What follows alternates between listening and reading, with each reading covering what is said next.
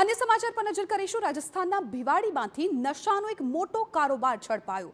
Gujarat ATS અને રાજસ્થાન એસઓજીની સંયુક્ત કામગીરી। ભિવાડીમાં એપીએલ ફાર્મ કંપનીમાં દરોડા પાડ્યા। ફેક્ટરીમાં ગેરકાયદે રીતે બનતી હતી અલ્પ્રાઝોલમ ટેબ્લેટ। ગેરકાયદે રીતે ઉત્પાદન કરાયેલો 22 કિલોનો જથ્થો જપ્ત કરવામાં આવ્યો। અલ્પ્રાઝોલમ પ્રિક્યોર્સન કેમિકલનો જથ્થો જપ્ત કરવામાં આવ્યો છે। નશાની ફેક્ટરી ઝડપી પાડી 3 લોકોની ધરપકડ કરવામાં આવી છે। તો એપીએલ ફાર્મ કંપનીમાં દરોડા પાડવામાં આવ્યા હતા, જેમાં 22 કિલોનો જથ્થો જપ્ત કરવામાં આવ્યો। સંવાદદાતા હરીન માત્રવાડિયા આ મામલે વધુ જાણકારી આપી રહ્યા છે, ફોન લાઈન પર જોડાઈ ગયા છે।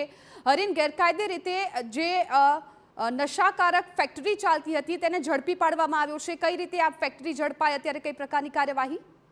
બિલકુલ, રાજસ્થાનના ભિવાડી વિસ્તાર છે કે ત્યાં કંપની છે તે ચાલુ હતી અને તેમાં ગેરકાયદેસર રીતે નશાનો કારોબાર છે તેનું ઉત્પાદન કરવામાં આવતું, અને ખાસ કરીને ગુજરાત એટીએસને માહિતી મળી હતી ને છેલ્લા 6 થી 8 મહિનાથી તેના ઉપર જે નજર રાખવામાં આવી રહી હતી તેના ઉપર રિસર્ચ કરવામાં આવી હતી અને છેલ્લે ગુજરાત એટીએસ અને રાજસ્થાન એસઓજીના સંયુક્ત ઓપરેશન કરવામાં આવ્યું હતું ને જે ભિવાડીમાં જે એપીએલ ફાર્મા કરીને જે કંપની હતી ત્યાં નશાકારક ટેબ્લેટ બનાવવામાં આવતી હોવાનું ત્યાંથી સામાન મળી આવ્યો છે। પ્રોસેસ કરેલી 22 કિલો નો જથ્થો મળી આવ્યો છે ને અર્ધ પ્રોસેસ વાળો પણ જથ્થો મળી આવ્યો છે। મોટા પ્રમાણમાં કેમિકલ છે ત્યાંથી મળી આવ્યું છે। અંશુલ શાસ્ત્રી, અખિલેશ મૌર્ય અને કૃષ્ણ યાદવ નામના 3 લોકોની ધરપકડ કરવામાં આવી છે।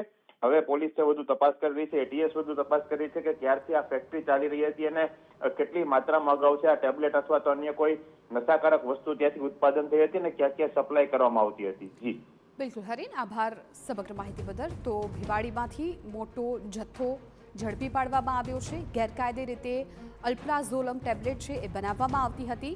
ગુજરાત એટીએસ અને રાજસ્થાન એસઓજીની ટીમે સંયુક્ત આ કામગીરી કરી છે।